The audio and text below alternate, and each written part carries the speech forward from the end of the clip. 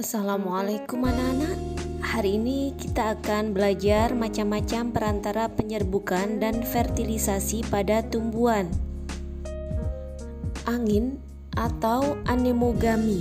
Angin membantu dalam proses penyerbukan ketika serbuk sari terbawa oleh hembusan angin dan menempel pada kepala putik.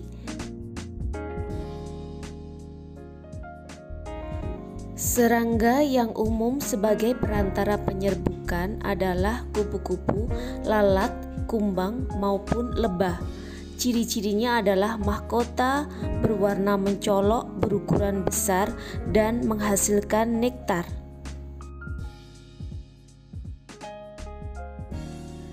Tanaman yang penyerbukannya dibantu oleh burung, pada umumnya bunganya memiliki ukuran yang besar, berwarna merah cerah, tidak berbau, menghasilkan nektar, dan mahkotanya berbentuk terompet. Ciri utama Chiropterogami adalah tanaman menghasilkan nektar dan mekar pada malam hari. Contohnya adalah kaktus.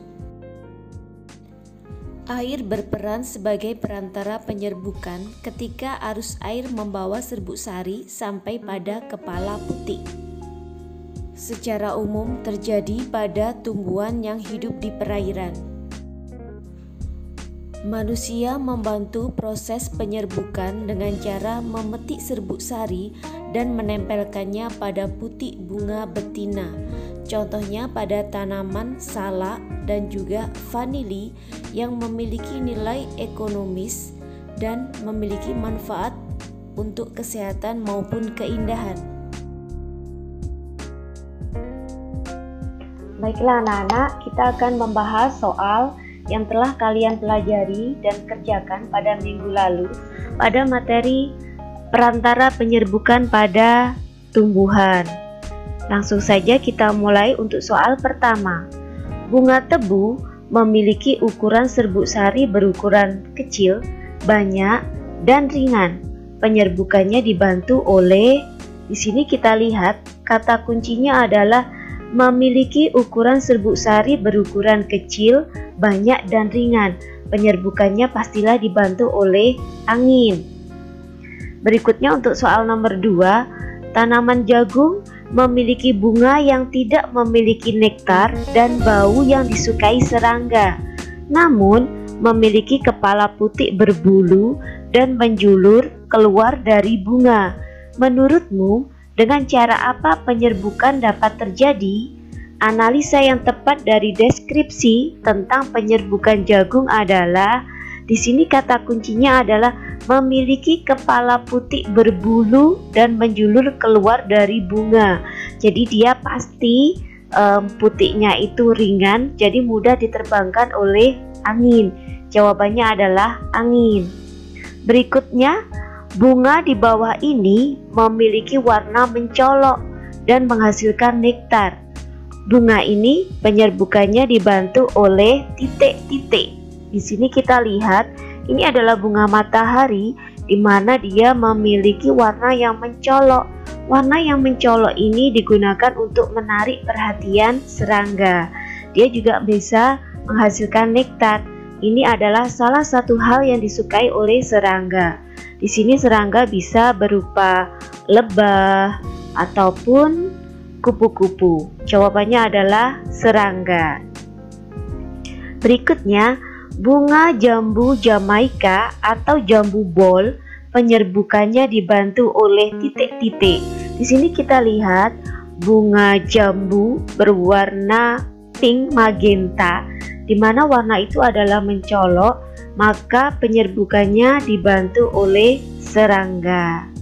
Soal berikutnya, bunga cangkring atau dadap memiliki mahkota berbentuk terompet, memiliki nektar dalam jumlah banyak, berwarna cerah.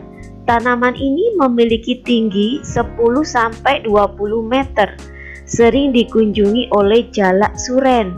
Penyerbukan tanaman ini dibantu oleh, lihat anak-anak, di sini ada kata kuncinya, dia memiliki mahkota berbentuk terompet, juga memiliki nektar dalam jumlah banyak.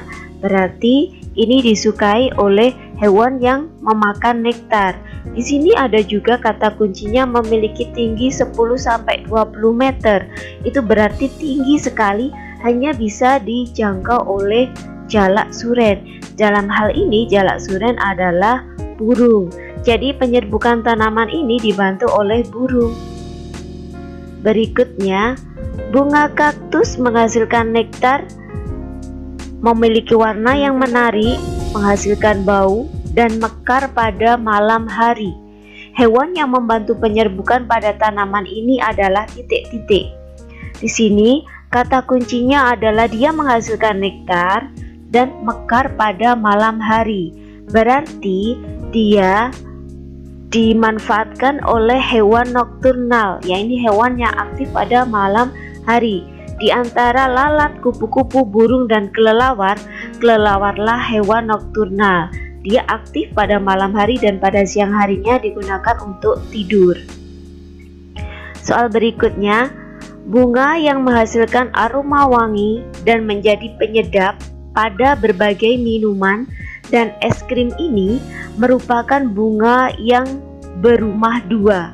Artinya, dalam pohon hanya terdapat bunga jantan atau bunga betina saja. Ada pula tanaman yang serbuk sarinya sulit untuk bertemu dengan putik, sehingga sulit untuk melakukan penyerbukan sendiri. Penyerbukan tanaman ini dibantu oleh titik-titik. Ini adalah bunga vanila atau vanili.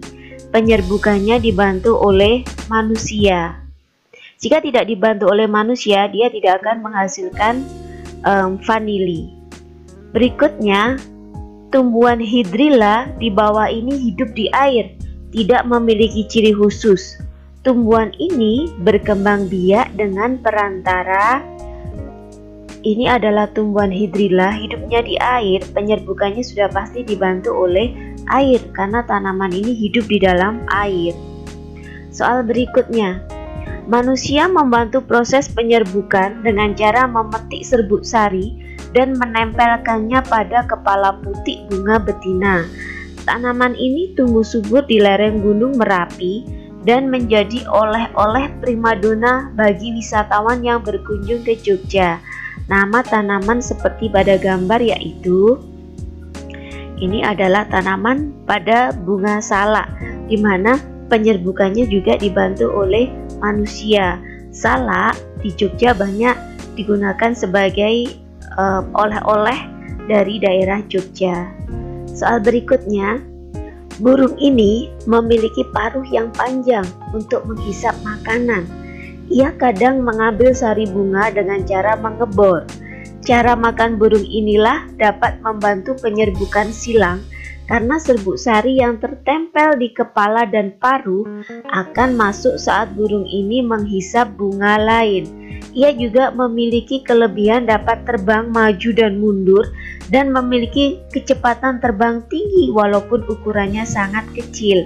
Burung ini adalah burung kolibri, karena burung puyuh itu tidak mungkin menghisap nektar. Burung jalak itu dia yang simbiosis mutualisme, dia memakan kutu yang ada di punggungnya kerbau.